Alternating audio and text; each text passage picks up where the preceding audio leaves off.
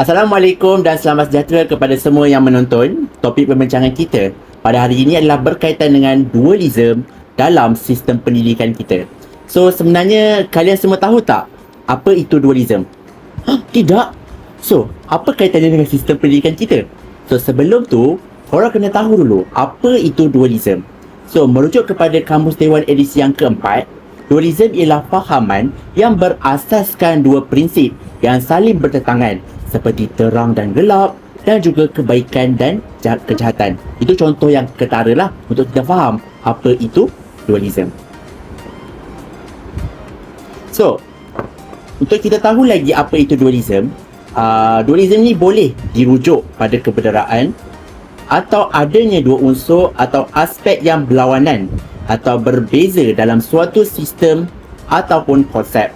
So, kalau kita tengok dalam konsep yang lebih luas lagi, dualism ini muncul dalam pelbagai bidang seperti filsafat, sosiologi dan ilmu pengetahuan.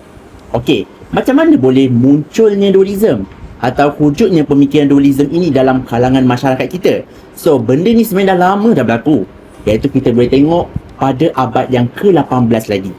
So, abad ke-18 ni lah adanya zaman revolusi industri dari Britain yang mana masyarakat pada zaman itu dahaga permodenan selaras dengan arus globalisasi lah, dan kad negara diorang disebabkan kemajuan ilmu sains dan teknologi pada abad 17 lalu yang mana wujudnya sistem revolusi perindustrian selepas itu.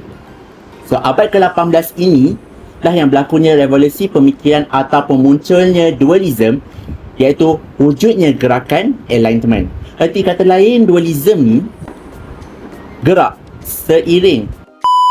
Dualism ni sebenarnya dia gerak seiring dengan modernisasi perkembangan sains dan teknologi kita. Maksudnya semakinlah dunia kita ni moden, pemikiran itu juga akan lebih bertambah dan mungkin bertentangan dengan pada masa yang lepas berkaitan dengan dualism ni. Jadi muncullah pelbagai percanggahan pemikiran yang mana masyarakat moden ni kita perlu terimalah, sebab ia akan ada yang baik, ada yang buruk, ada yang perlu kita terima, ada yang kita kena tahu. So, jadi muncullah pelbagai percanggahan pemikiran dan pendapat hasil dari modernisasi ini. Boleh dikatakan dualism ini salah satu risiko pemodenan pada zaman ini. Okey, sebab kita boleh tengok dualism ni memang memberi impak kepada negara kita. Okey.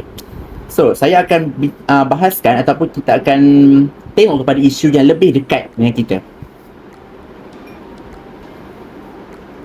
Berkaitan dengan pemansuhan subjek. Okey, so apa kaitan dengan sistem pendidikan kita? Kita boleh tengok dari segi isu utama yang diketengahkan adalah aspek pemansuhan subjek mata pelajaran umum di peringkat universiti. Cadangan pemansuhan subjek MPU ini disuarakan oleh seorang ahli parlimen yang dikenali ramai dengan keberanian beliau dalam mengetengahkan isu yang berkaitan dengan belia. Siapakah beliau? Beliau adalah MP Syed Saddiq daripada MP Muar. Beliau menyatakan bahawa graduan Malaysia mengambil masa purata lebih lama berbanding dengan negara lain disebabkan oleh subjek mata pelajaran umum yang dipelajari di universiti. Bayangkan, daripada awal sampai ke besar, mereka perlu belajar pendidikan Islam daripada sekolah rendah, sekolah menengah sehingga universiti dengan silibus yang sama, dan juga subjek kitas ataupun falsafah ataupun subjek isu semasa daripada sekolah rendah pun ada diselitkan sedikit, etika dan peradaban ada diselitkan sedikit sehinggalah ke peringkat universiti. So, ini menunjukkan bahawasanya subjek-subjek ini sudah wujud lama, dan hanya kerana subjek ini wujud di peringkat universiti menyebabkan masa yang diambil untuk dipelajari di Malaysia dengan subjek-subjek yang tidak berkaitan dengan apa kos yang diambil menjadi lebih lama daripada di negara luar. So, dalam kenyataan syariat ini, okey, dia sudah mengatakan bahawasanya negara luar kalau pelajar mengambil kos di luar negara lebih cepat habis daripada mengambil di negara kita. So, beliau menyatakan kebimbangan terhadap keperluan untuk mengambil subjek yang tidak berkaitan dan tidak perlu dalam meja masing-masing. Seperti kita boleh tengok subjek accounting tapi perlu mengambil bidang yang berkaitan dengan yang tidak ada kaitan dengan MPU. Beliau menyuarakan kebimbangan terhadap keperluan untuk mengambil subjek yang tiada kaitan dan tidak perlu dalam major masing-masing, seperti TITAS dan subjek-subjek yang berkaitan dengan MPU. So, kerana bagi beliau, apabila subjek ini berulang bermaksudnya subjek ini telah gagal di peringkat rendah dan menyatakan bahawa ini menunjukkan kegagalan peringkat yang lebih rendah dan juga menengah. So, tindakan saya share ini menunjukkan ideologi dualism di mana beliau mencadangkan untuk memisahkan subjek MPU dengan subjek teras menjadikan fokus utama dalam bidang yang diceburi. So, kenapa macam mana beliau boleh berfikir sedemikian? Kerana subjek MPU ini dilihat secara kasarnya tidak mempunyai kaitan dengan bidang yang diambil di universiti. Sebagai contoh, mengambil bidang engineering tapi perlu mengambil MPU Tamadun Awal Asia. Ada kaitan ke subjek itu? Kenapa tak ambil daripada kalau course sains politik mempelajari Tamadun Awal Asia? Itu lebih logik. Kerana subjek ini tiada bila course yang diambil dan subjek MPU ini tiada kaitan, maka menyebabkan masa yang diambil untuk belajar di universiti lebih lama. So, lagi pula bagi beliau dan juga berpendapat awam juga mengatakan bahawasanya MPU ini subjeknya hanya buang masa saja. Yelah, masa baik itu digunakan untuk belajar subjek yang diminati saja sepatutnya. So, dan juga menjadi beban kepada pelajar kerana kesetukan masa untuk belajar subjek teras dan juga subjek mata pelajaran umum. So, akan tetapi KPT ataupun Kementerian Pendidikan Tinggi telah menetapkan bahawa setiap universiti awam mahupun swasta perlu ada subjek MPU dalam silibus pengajian.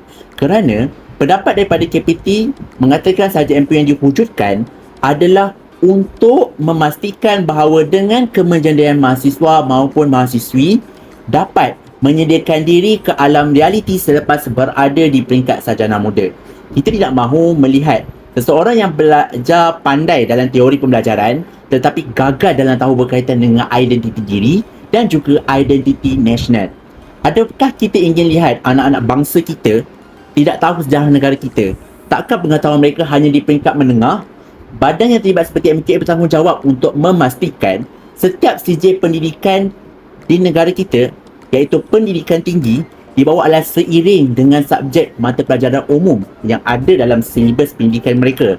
Kalau nak kata negara maju, tidak perlu pun kita nak pandang kepada negara yang lain.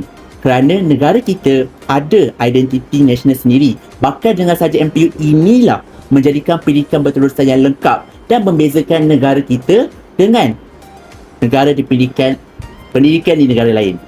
Saya selaku wakil kumpulan sememangnya menolak dalam menjadikan cadangan pemansuhan subjek mata pelajaran umum di peringkat universiti kerana kemampuan subjek MPU itu sendiri membentuk seorang pelajar menjadi pelajar lebih berwibawa. So, kita kena tolaklah dalam mengetengahkan cadangan berkonsepkan dualism dalam pendidikan kerana ia pasti akan menjahanamkan ia pasti akan menerukkan lagi keadaan ataupun pembinaan modal insan terhadap seorang pelajar dalam menghadapi sistem pendidikan negara kita. Sekian daripada saya. Assalamualaikum.